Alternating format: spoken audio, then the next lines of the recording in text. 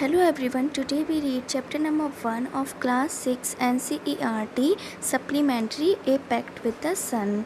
Chapter name is A Tale of Two Birds. First we read the summary of the chapter. A mother bird and her two young ones lived in a forest. एक mother bird और उसके दो छोटे बच्चे एक जंगल में रहते थे. The mother was killed in a storm and the young birds were separated from each other. जो माँ थी वो एक तूफ़ान में मर गई थी और जो बच्चे थे वो एक दूसरे से बिछड़ गए थे. Each found a different home. दोनों ने अलग अलग घर पाए. There once lived a bird and her two newborn babies.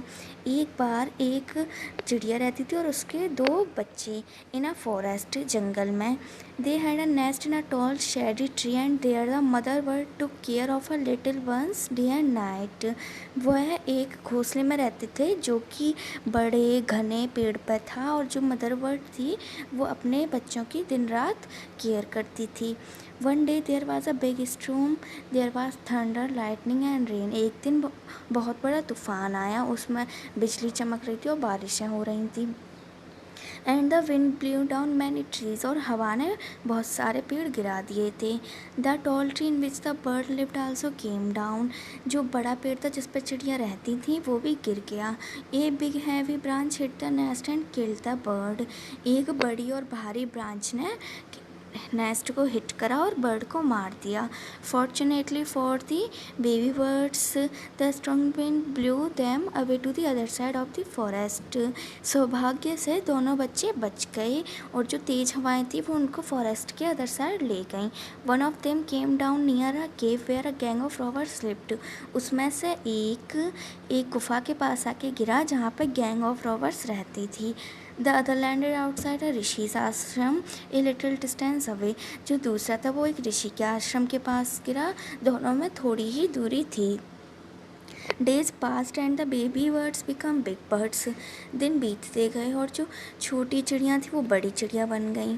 One day the king of the country came to the forest to hunt. एक दिन कंट्री का राजा फॉरेस्ट में आया शिकार करने के लिए. He saw deer and rode after it. उसने एक हिरन देखा और उसके पीछे दौड़ा. It ran deep into the forest followed by the king. वो दौड़ते दौड़ते राजा जंगल में पहुंच गया. घने जंगल के बीच में पहुंच गया. Soon the king lost his way and didn't know where he was. जल्दी ही राजा अपना रास्ता भूल गया और उसको ये भी नहीं पता था कि वो कहाँ है. He rode on for a long time till he came to the other side of the forest. वह बहुत देर तक चला और वह फॉरेस्ट की अदर साइड पहुंच गया. Very tired by now he got off his horse and sat down under a tree that stood near a cave.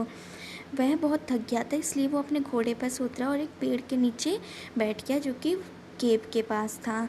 Suddenly he heard a voice cry out. तभी उसने एक आवाज़ सुनी. Quick hurry up. जल्दी करो. There someone under the tree. कोई पेड़ के नीचे है. Come and take his jewels and his horse.